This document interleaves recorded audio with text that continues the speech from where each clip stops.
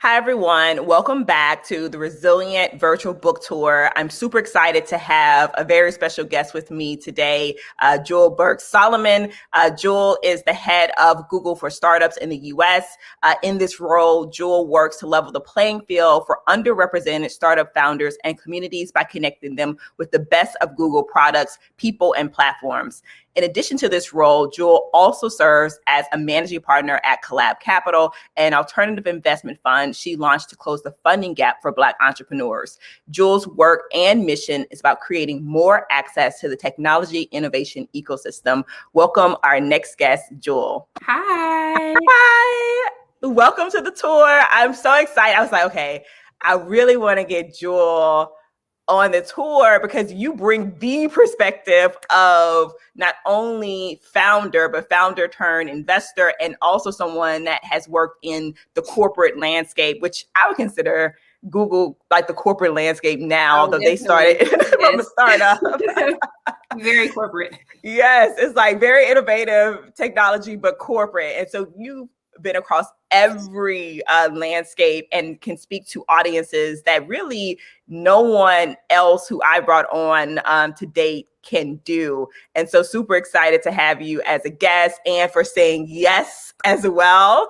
I don't know how far you've gotten in my book, but on chapter 6, I quote many different women, Black women in the book. And on chapter 6, I quoted you, and particularly, and the quote says, when you fund Black founders, you help create systemic generational change. And I just feel like that quote is so just relevant and like the foundation of so much of like your work, and like you live it, you breathe it, you mean it, you work for it, all of these things. And so I was like, yeah, this is what we're trying to do here. Yes. I finished the book. It's amazing. Yes, it was supposed to be like, okay, anyone should be able to finish this book. Right. Yeah, and I left like 4 chapters on like the cutting room table because we were like, all right. I was like, no, I want everybody to be able to finish this book. Yeah, it's a super easy read. Like it took me 2 days, I think, to read through it. So I love that because, I'm terrible at like starting books and then getting distracted and starting something else. But this one, it was really easy to read through. And I saw the quote, which you're right, is very much it's kind of a cornerstone to everything that I do. I really believe that funding Black founders is the key. So super. I was very honored to see that I got that little plug in. And just also so excited for you and so proud of everything that you're doing. So thank you. Yeah, so take us back. A question that I've been asking really all of our guests is to tell us about your background. And sometimes people say background, they mean like work background, but I just mean like where you come from, where your family comes from. Talk a little bit about how your background like prepared you for the journey you would embark on, or in some cases maybe didn't prepare you for the journey you embarked on. Yeah, so going all the way back, I always like to share, I grew up in a family of entrepreneurs. So I really got entrepreneurship honest because that's all I saw growing up, on both sides. My dad, my grandfather actually started businesses in Mobile, Alabama in the 50s and 60s. So as a Black man, that was a feat. So as a little girl, I saw my grandparents in the business. I saw my dad kind of taking over the businesses. My earliest memories are, trying to pretend to be the cashier in the gas stations. We had service stations and laundromat, a Subway at one point. So I was really working in those businesses from a very, very early age. And that shaped a lot of what I thought people did. I mean, I really didn't know that people did anything else but run businesses. And then with my mom, she started an insurance agency when I was 7 years old. So I also saw her starting up from a, early age and watching her grind it out. And, it'd be a little rough at the beginning. It was pretty tight financially, but, just kind of watching her sacrifice and build the business. So I think that's always important to start because for me, like I said, I didn't really know much else. I didn't have aspirations past being an entrepreneur because that's really what I saw. And my parents both have been really important to my journey as an entrepreneur because I feel very fortunate. And you talk a lot about, your mom and even though you lost your parents at a young age, that the fact that they were so instrumental in what you have become. And I have the same story. My parents have been, especially my mom, has been incredibly important to my journey and just kind of being there and being sort of my coach in the background as I'm going through all of it. So yeah, the early age exposure to entrepreneurship planted a seed within me. And of course, I've done different things. My parents built businesses that were very different than the business that I built. But that exposure and the idea that I can do this, I think was really important to, what I've actually ended up doing.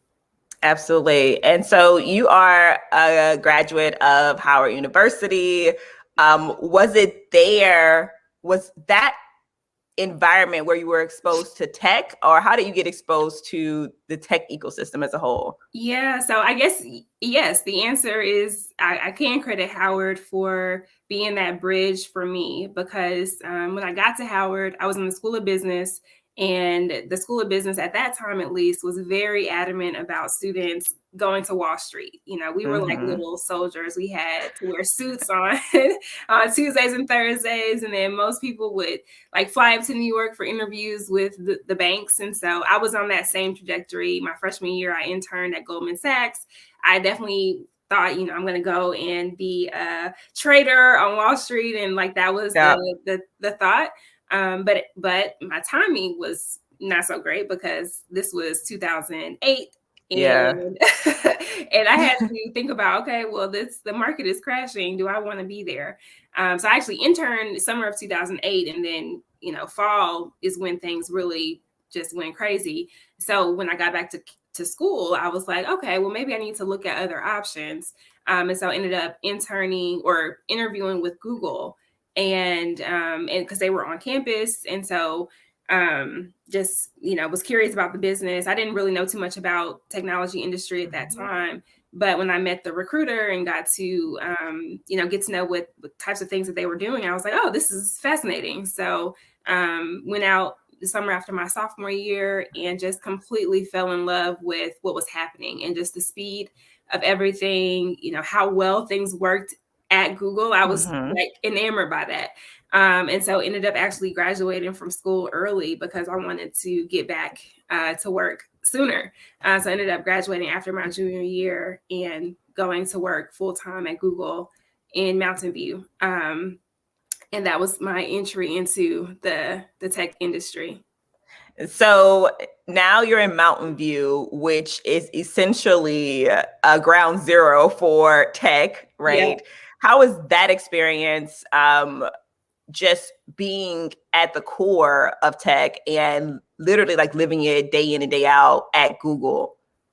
Yeah, it's funny because my internship experience was very different from when I moved out there for full time, because the internship, you're kind of in this bubble, and I was in an internship program. It was called Bold. And so it was other students from universities, mostly Black and Latinx and, diverse students. And so I was thinking, oh, this is bomb. Like it's so cool.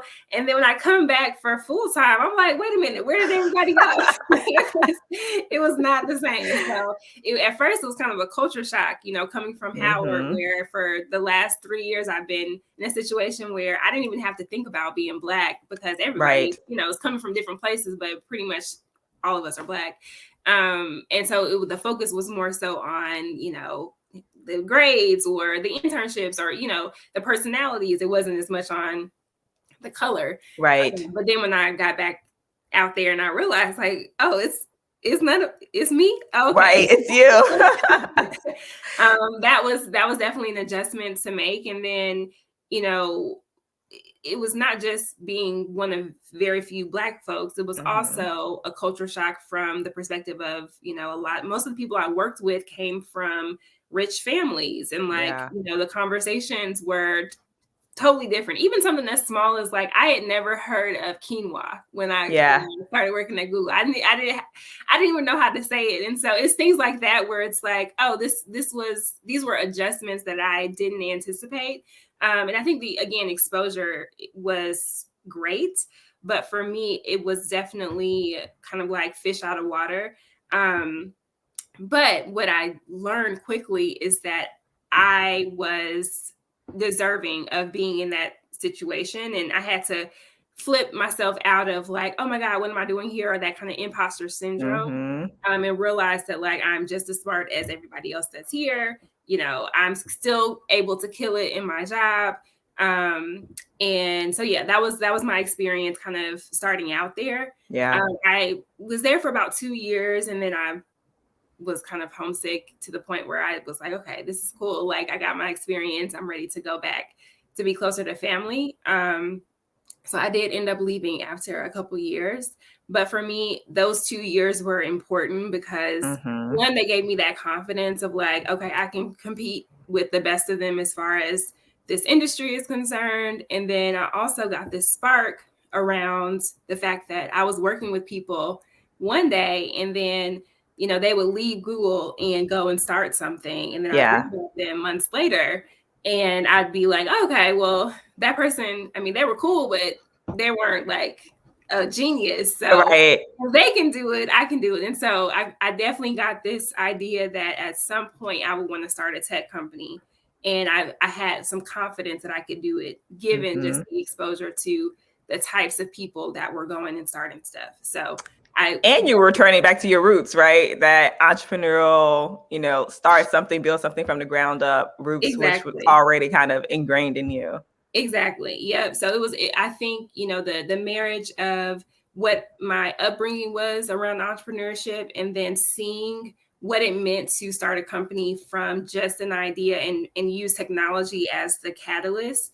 You know, those years at Google, those first few years at Google were really pivotal for me to see like, okay, I can do this. I have the background from the family aspect, and I have now this understanding of what it means to actually start a tech company. And so those things were really the seeds, I would say, to what eventually became Park Pick and became my, you know, trajectory into tech startups. Yeah. And I love how you talk about like exposure, because even something as simple as food, I also had that same, same thing. I think about so many times where people were just eating something. I'm like, what is this? And they're pronouncing it. And apparently I'm like, I should know what this is because it seems very popular. But the cultural differences, like what you have or haven't been exposed to and how important that is.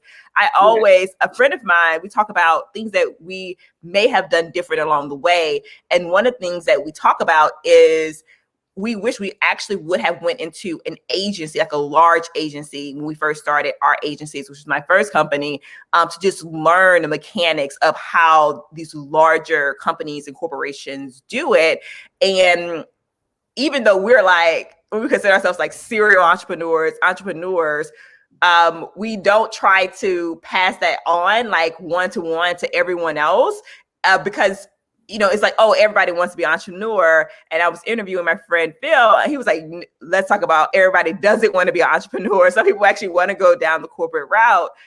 But you talk about, you know, spending 2 years in this huge environment, this corporate environment, and like what that did for you. And so that's something that I'll always like to, because I think some people look at us and they're like, oh, straight to the founder journey, straight to the entrepreneur path. Yeah. I mean, I usually always tell people, especially folks that are like just coming out of school and they're like, oh, I'm going to start this business.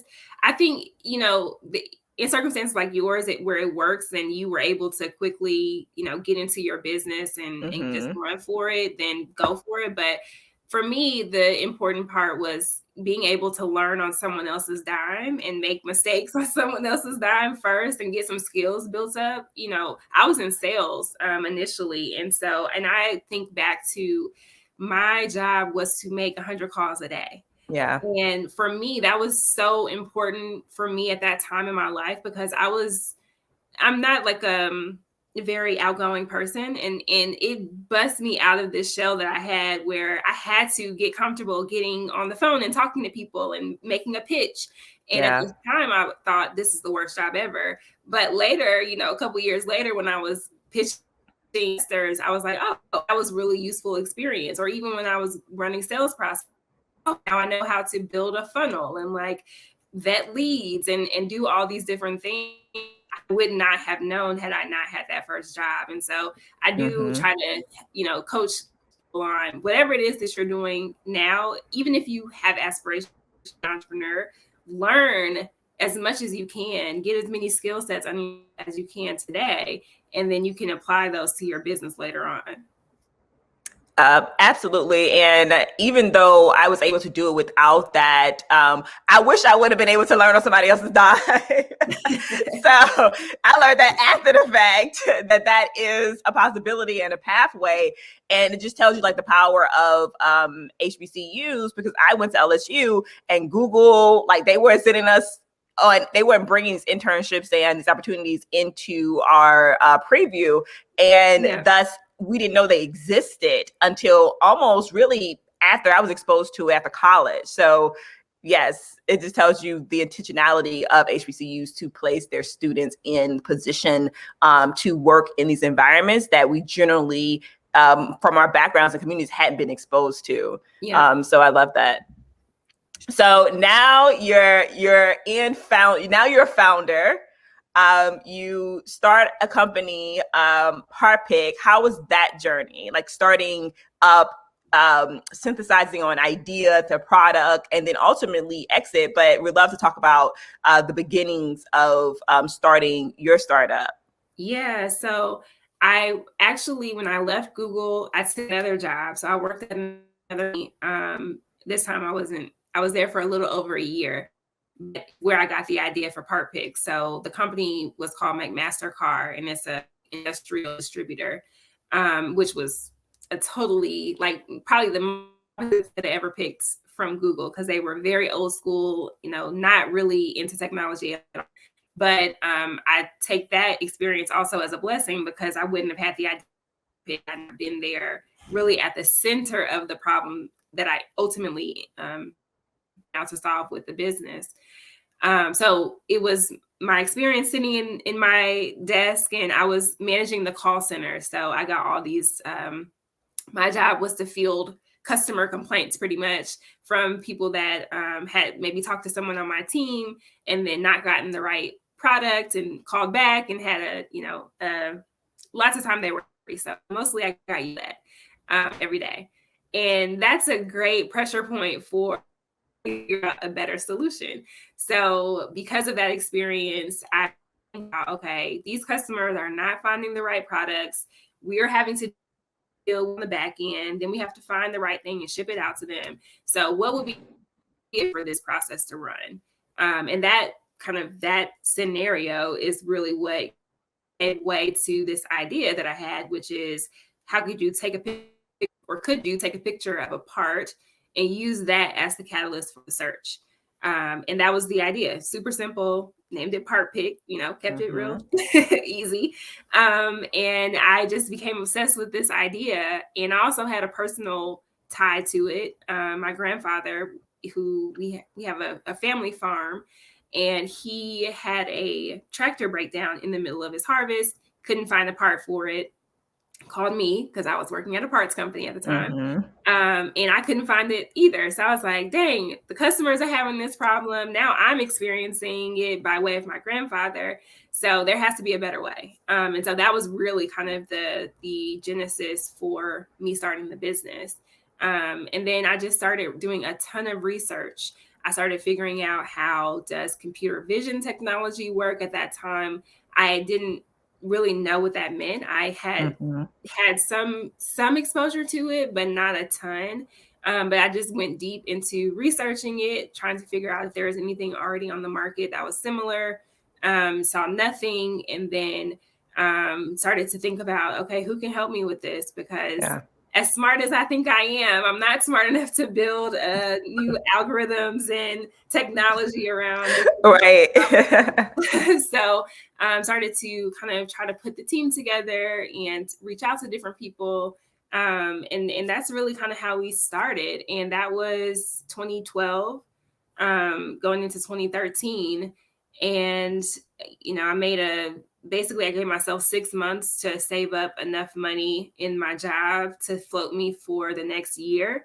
I was naive because I thought, it's going to be easy to build this. People are going to definitely pay for it within a year. So a year's worth of savings will be enough.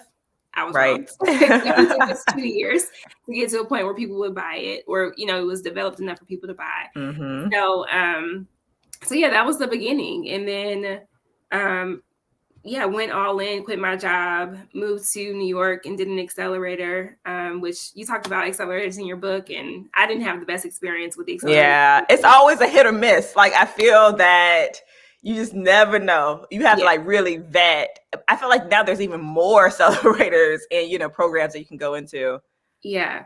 But what that experience did was it did help me to build up a network in New York, which I would later use when I started fundraising. So basically every experience that I've ever had, I try to just take whatever I can take from it. Even if overall the experience isn't great, I try to just, see what gems can I take away. But yeah, I mean, that was the beginning. And then it was a rocky road. It was definitely hard, super hard journey, but ultimately, like you mentioned, successful outcome with the exit to Amazon. Yes. And you were one of the first Black women to raise capital. And we talk about like, okay, guys, we could stop like counting Black women as raised $1 million now. Let's talk about getting these contracts, which is, I'm a big proponent of. Like, let's talk about who's signing these contract deals with Black founders and Black female founders. Yeah, you know how I feel about that. I'm like, okay, guys, we're good. We are good. And so your exit process, and this is almost a question for myself when I think about sometimes like we get people that reach out to us related to M&A, which is like merger and acquisitions talk, and their agencies, and that's what they do, and companies, that's what they do 24/7. How was the exit process and just going through that? Because that's even a rare process, right? That we see Black founders who can make it to an exit, a liquidity event.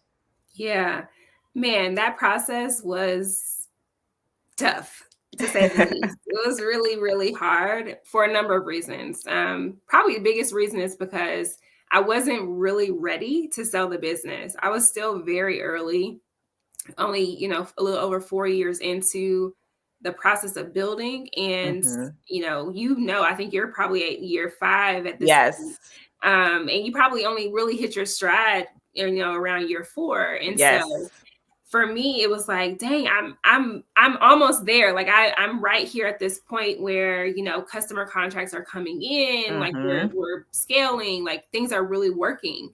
But the problem was things were working, but they weren't working fast enough for me to float the business completely off of revenue. Yeah. And the deals or offers that I was getting on the next round, I was not happy with. I didn't like the investors. I didn't like what they were putting on the table. So I was in this awkward position where it's like, well, I want to keep going, but the market, what's happening, the dynamics at play are making it difficult for me to keep going. And Amazon is coming here with this very, attractive offer. So that was my dilemma. And, I had to make a decision that I thought was best for the business and ultimately, best for me and my team and everything. But it was a very, very difficult decision to make. I'd say probably the hardest decision I've ever made in my life. And I had to make it very quickly. So it was like, when you get an offer, a serious offer on an M&A, they're not going to let you like spend weeks pondering. Right. It's like, are you ready to move or no? Usually they're they'll be exploding if it's a big company and they don't want you to be able to get other offers to compete. They'll put a time limit on it. So short time window to make a decision. And the only thing really, not the only thing, but one thing that helped me is that I had already said to myself and like wrote it out that I wanted to sell the business one day because we were in this niche area. I didn't expect that we or have, I didn't think we would go that path. So I always knew that we would sell the business. We had Amazon as the number one potential target that we would sell to. So when Amazon came and gave me an offer, I was like, I did say this. I did, put it out there. But that the decision to actually sell was difficult. And then the process to sell was even more difficult because one, the likelihood of things falling, of things not working out is very high. They could find something in diligence, it could not be a match. There's a number of things that could happen. And so that's a big risk. And then also the fact that you have to continue to keep your business going because of that, the risk of it not working out. And then you don't want to be left holding a bag at the end, with not having a deal on the table for the acquisition, not having pursued the next round of funding. Like it's that whole period, I think it was about 5 months of uncertainty because you're like just trying to keep things going, but also knowing that this could work, it could not work. And so it's a lot. I mean, I'm writing a book too. I gotta as like what all you can expect in that process, because one thing that I experienced was that I didn't really know a lot of people that had gone through the full process of selling a company. Only a few people, and their experiences. I didn't know any Black women who had done it. And I talked to like Alexis Ohanian, but his experience as a white man completely different, right? Completely different. And even, it's just totally different experiences. So I definitely would encourage anyone. And Savitra, if you ever, if you are getting offers or when you get to that point, we have got to talk because it's such a wild thing that goes on, and there's such little discussion about it. Mostly, I think because one, the contracts are different. Like the stock purchase agreement that you sign when you're selling your business is totally different than the agreements that you sign when you're raising money. It's a 150 plus page document, or at least it was in my case. It'd probably be more, if it's a bigger deal. So there's so much that's in those agreements that like you really at a certain point kind of can't talk about it in certain ways, or you're locked up for a number of years. Like I'm now 4 years out from my deal, so I'm just now like able to talk about it. So that's one thing. And then the psychological piece to it of like you've been working on something, putting your all into it for years, and then all of a sudden it's like you don't own it anymore. And someone else is calling the shots about what's going to happen with it. And that can be really depressing. I mean, for me, it was extremely depressing to the point where I was like diagnosed with depression after the sale. And so there's just so much to it. But yeah, it's a process. And I think I'm kind of harping on the bad points, but on the flip side, there's if you do it right, there is this huge financial gain, and there's the gain of like knowing what the whole process looks like end to end. And I think for me, that's been the thing that outweighs the bad. It's been like, oh, I'm now in a position to be able to invest, to be able to do things that I care about. And also I'm able to have conversations like this where I can speak with authority about what actually happens in the process. So all that to say, it's good and bad, but I would say the good outweighs the bad at the end of the day. Yeah, I would say you are definitely like a founder's founder, because I feel so much everything that you're saying as far as like feeling like, oh man, we're right there. You're getting so close and feeling so much. And we talk about this. I feel like other founders talk about what is that balance of feeling that your company is so much a part of you that when you no longer have it, right, you do have like battles with depression and like, did I make the right decision, or what I could have done like differently, even though technically you did one of like the founder's dreams, which was to exit. Yeah, it's such a crazy thing, like, to think that, you accomplished this big goal, or for me, it was a big goal, and I literally could not get out of the bed the next Yeah. day. Like, it was insane. But it also has to do with the pressure that you put on yourself. Like, for me, I was very sad that I didn't have a $1 billion exit, Yeah. because that's the thing that everyone talks about. And I was like, I think I could have gotten there, but I didn't really have the right support or the right investors, or there's these things that didn't work out for me, and I felt like, oh man, I could have gotten further, and I'm just completely ignoring the large deposit that's been put in my bank account. I'm just like, Right. oh, it's not good enough. So I've had to like work my way into acknowledgement of like, no, you did great. Like, it's such a rare thing. But at the time I was beating myself up like, man, I could have gone further. And I think this is why I'm so adamant about working with founders now, is like I learned so much, and it makes me really happy that now things, I think, in the industry have changed quite a bit, so that it's possible for you to raise a Series A and beyond, and really get to wherever you're wanting to go. I think even just with a few years of difference between It's crazy how much a few years, yeah. like every cycle of that, right? Like I was able to, it was easier for me to raise probably capital than it was for you. And then today it's even easier for, I feel, maybe I'm wrong. No, but some of the conversations I'm hearing people have, I'm like, my seat round was torturous. It was horrible. I didn't think I was going to be able to make it. It's totally different. But I think part of that is because now people have they've seen some success stories. Because of the jewels of the world. Yeah. Mm-hmm. Yeah, I mean, it's people now, to me, like, honestly, with raising Collab, it felt like it's easier to raise $50 million in the fund than it was to raise a $2 million, or $5 million Series A. And that it's proof points. It's like, oh, okay, I've seen you do something. At the time before, I hadn't really done anything. So it's just kind of, and the dynamics, of course, like people have a lot more awareness about the plight of the Black founder, and I think there's more money flowing. Like it's different. It's different, and it just lets you know like how things can shift so quickly, right? Within like these compounded times. So every 2 years, 3 years, and have watched and seen those shifts happen for sure. So, okay, you exited Parpig. Now you're going to work for Amazon, right? And so was working for Amazon a part of your obligation in the exit? Yeah. So basically the way that we did the deal was half cash and half stock.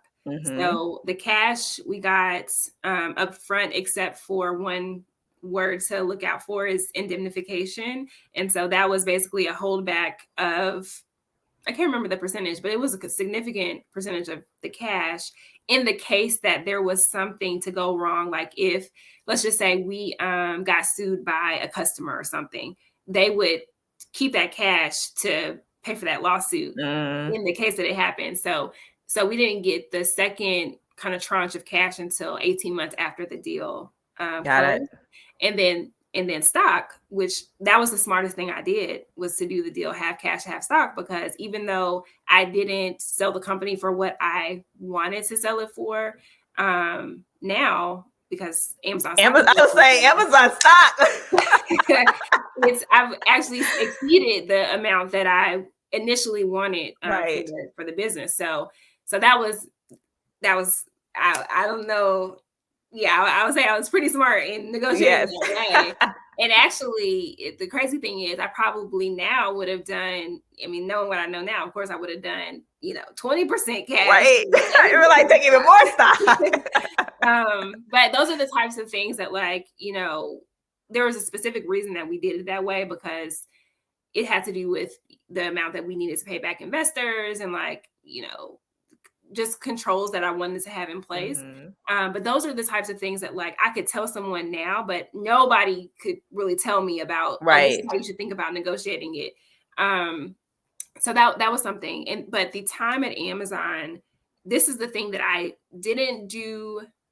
I didn't really think about to do, which was around making sure that I understood what was going to happen when I got to Amazon. I was Mm-hmm. so set on just closing the deal that I really didn't spend a lot of time focusing on what happens next. Yeah. And so to answer your question directly, I stayed at Amazon for 3 years because that was the vest period for the stock portion. So if I had left any earlier, then I would have sacrificed some of what was owed to me as far as the deal. Mm-hmm. And I could have stayed an additional year to get additional stock, of course, but I had my Right. You're like, okay, I had to put my time in. yeah. So yeah, I think I had a lot of kind of like conversations with myself around happiness versus money. Yeah. Because I definitely wasn't happy working at Amazon. I had not a good team. I could again go on about Right. You what just didn't my have the experience. support that you felt like you Yeah. needed. Mm-hmm. Not a great experience, but this is something that now that I know, I will always coach founders on making sure that what happens post acquisition is super clear in all of the documents. If you want to stay, if you don't want to stay, like it's important to understand what it is that you actually want to do. Yeah. For me, I wanted to stay because I really wanted to make sure that the technology got out into the world. I still wanted to achieve that part of my vision. But I would have made some different determinations as far Mm-hmm. as, how much we were able to hire, how much money we actually got from a resource perspective, from a budget perspective inside of Amazon. Right. Like there's these questions that I didn't even know to ask that I now, having experienced it, would ask. So there's a lot. I mean, there's so much to this, Yes. but Well, I it's look forward to your book because I'm like, just yes, have my highlighter out ready. yes. But yeah, it was a painstaking process, and even the years after inside of Amazon were tough. And again, this is all like the motivation of why I do all the things that I do now, because I'm like, I do Mm-hmm. not want other people to go through the stuff that I've been through. So I'm Yeah. trying to make sure that after every lesson, I'm kind of like sharing it back with somebody so they don't have to go through the same thing. Absolutely. And I feel like you package that even through starting now Collab Capital. Also, you're able to do a lot of work through Google again. So Yeah. coming back full circle as now the head of Google for startups. And how did that happen?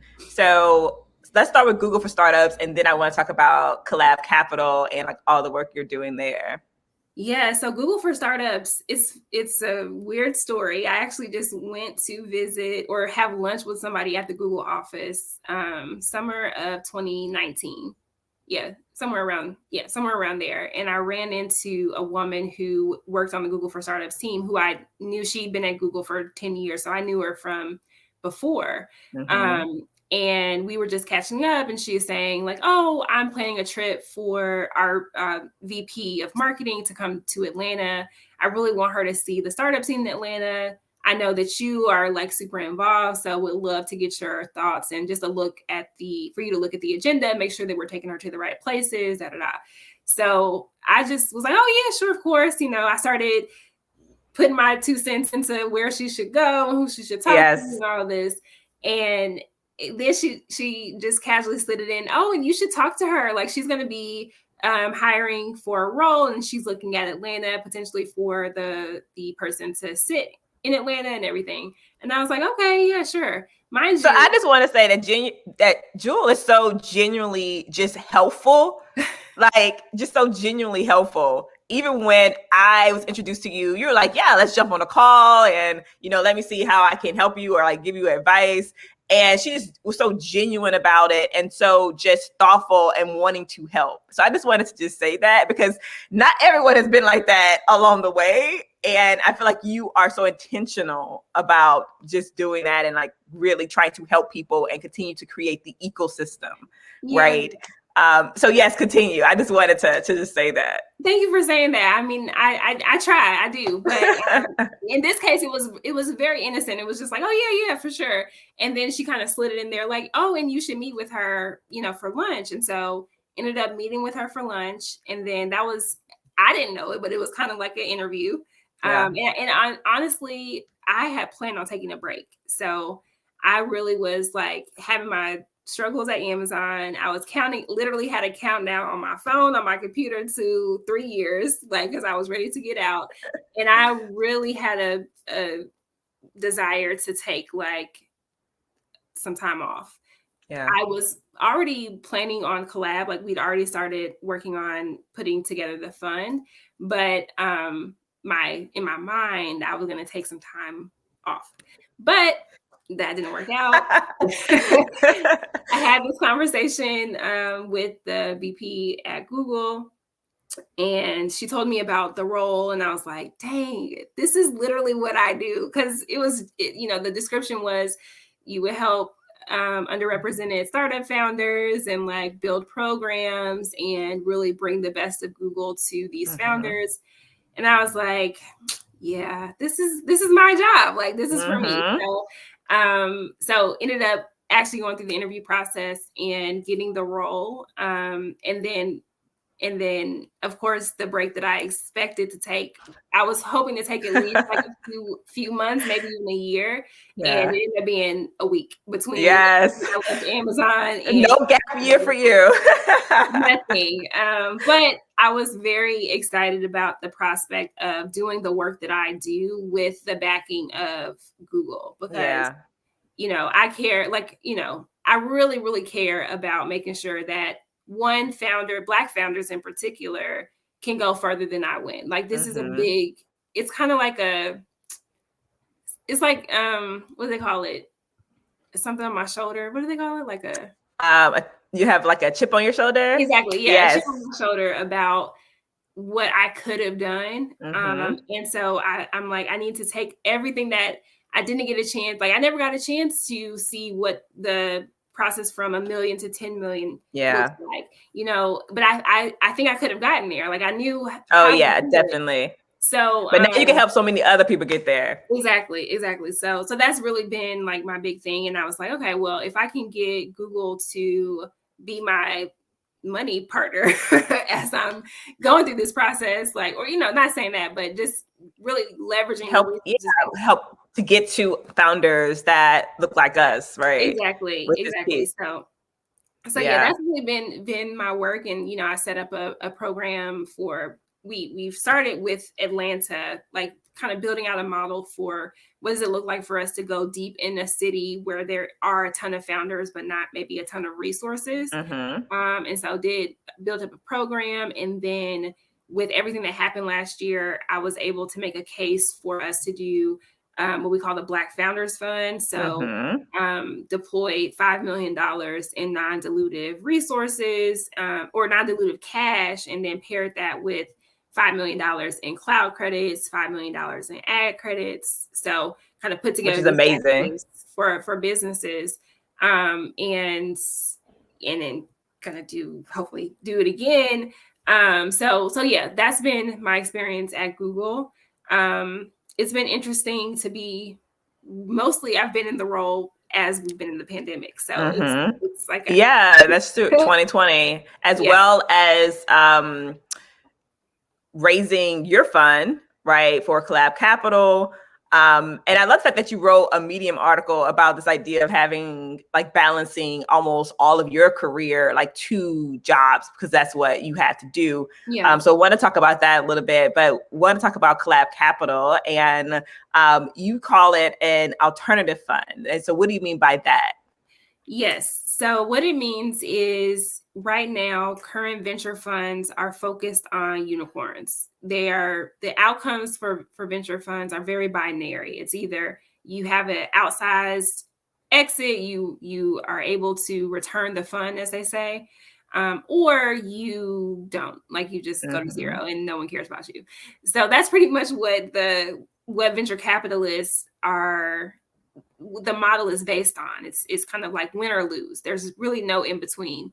What we suggest is that Black founders in particular, one, we don't have the same level of risk tolerance. When we set out to build a business, the pressure and the, of course, desire to win is super, super high, because if we have gotten to the point where we can take the risk of actually starting a business, it's likely that there are people who depend on us. Like there's a whole crew behind us that really is hoping that we win. Yeah. And needing for us to win. And what we think is that, the 80-20 rule that exists in venture, where 20% of the companies that get investment actually make up all the returns, and 80% go to zero. Like that just can't happen in our community. We can't have that high of a failure rate. And so we built a fund where we can derive returns from companies where, even if they don't have the outsized unicorn exit, we still want them to be successful in a new definition of success. So if you build a $10 million business in a community like New Orleans, that's success. Like you're doing great. And so we want to be able to support those types of companies as well. And what we believe is that you really don't know until you get into it, until you get into the market, what type of business you're building. And what happens is a lot of times companies die on the road to trying to become a unicorn, but really they would have been perfectly fine as a $20 million business.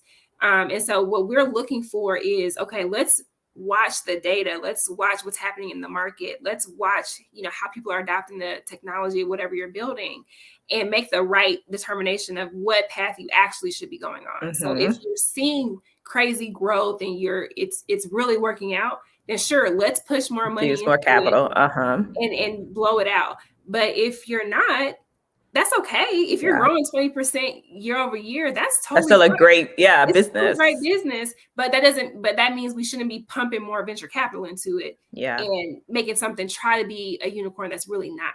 So that's really the premise, is that we think there's multiple pathways to success, and we've built a model where we can actually help entrepreneurs get on the right path for them, and then be able to derive returns for our investors dependent on whatever path these entrepreneurs are on, and hopefully see that there are more successful entrepreneurs in our portfolio, meaning that fewer have had to actually close the business, but maybe we have 30% of the portfolio that's building companies that are profitable, 10, 20, $30 million businesses. And then of course we still want to have some percentage of the portfolio that are able to go the traditional kind of venture route.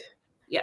And I think it's so important to have both. When I think about how we transform our communities, it's through a mix of these businesses, but particularly the businesses that you said, like doing $10 million in New Orleans, and what a business owner will be able to do in their communities through hiring, through, supporting their local schools, like transformative. But these are often the businesses that don't get the capital because they don't fit in that box, or people want to make investments. And then they don't have the traditional capital that, say, white businesses are able to get from their families and from banks even, right, to get them to that $10 million. And so they don't make it, right? They never really are able to get to those 10 million, 20 million inflection points, or be able to expand nationally and grow that way, that other traditional businesses have been able to do, right? And they make up the bulk of what exists in the country. And so I think that is so powerful, and the thesis around that is not only important, but I feel like that is the future, right, of how our communities are going to build and become economic powerhouses. So yes, I'm here for it. Thank you. And you literally are here for it. I mean, there are people supporting as an LP as well. So and I think, I would say, I know we're almost out of time, but one of the things that I regret is I had an opportunity to invest in, I think, your seed, I want to say. Yes. But I was still trying to figure out the whole angel investing at that time. But I'm like, dang, I really should have, invested so incredibly well. But I appreciate you for investing with us. And, I try to, even though I'm not an investor, still try to be as supportive. And you 100%, always. She always shows up, always responds my emails, always tries to connect me, and beyond capital, as we mentioned earlier, like that is what is going to allow me to continue to like grow and scale up, right? It's those connections and those opportunities to get in front of people where we're able to put together deals, where we're able to meet people that we didn't meet. And just like raising capital, like getting in the door, the intros are still important, right? And so I appreciate those. So last thing I want to ask you before we kind of dip out here, what advice would you give to other entrepreneurs or founders who are looking at Jewel and they're like, okay, I'm reading her story. I love everything she's doing. Where do I start if I wanted to have a path similar to yours, right? I remember a friend of mine, he's in real estate and he's in hospitality, and now he like sells hotels, but he was from, out of DC, actually grew up around Howard, and went to Temple and started out not knowing anything. And he heard people speak in DC, and he was like, I'm going to do that. And so he began to study him, and try to figure it out. But he's like, I'm going to do that. So what do you say to people who are looking at you, Joel, and like, oh, I'm going to do that? Yeah, I mean, I think that it's great to have people that you look at and say, this is a path that I want to follow. But it's really also important to understand that everybody's path is going to be completely different. And there's so many, we've talked about it, there's so many things that happen in your life that guide exactly what the path is going to look like for you. So like my experience growing up with entrepreneurs is something that puts certain things in my mind and put certain attitudes and actually put certain principles to me that I can't even express. I don't even know how to talk about because it's just innate. Whereas somebody else, they might have had different experiences that will lead them and give them certain insights. And so I think it's important to balance getting inspiration and guidance from folks like us in reading books and, reading Savisha's book. And balancing that with the brilliance and the experiences that make you, the person watching who they are. So that's something that I always want to let people know, is because I do see people that think that, okay, well, you gave me the playbook, so I'm just going to run these plays. And it's like, my experience, the time that I did what I did, the timing, that's such a huge part of all of this. Is like, my experience is different, like we talked about before, is very different than somebody raising money today or building today, because the dynamics have changed, the markets have changed, the circumstances of what's going on is totally different. COVID, for example, has flipped the game as far as what's going on. So that's something, it's just like, get the inspiration, talk to people, but also stand in the power of whatever it is that you've done and your experience and your background, and how that builds into whatever it is that you're trying to grow. Absolutely. Well, Jewel, thank you. I appreciate you. The ecosystem appreciates you. Everyone who I know who's been impacted by your work, and those who have yet to be impacted by your work, but you're coming. We definitely want to see however we can like support you, and anything that I can do, let me know beyond and further, because we are definitely rooted in the same like purpose, I feel. And that's always great to know that, you have people that are here for the cause and also working to ensure that we leave, everything a lot better than how we received it. So Thank you. Thank you for coming on. Of course. Thank you. And again, congratulations. So excited for you. And if you're not sold out already, I know you're about to be. Awesome. So yes. Thanks.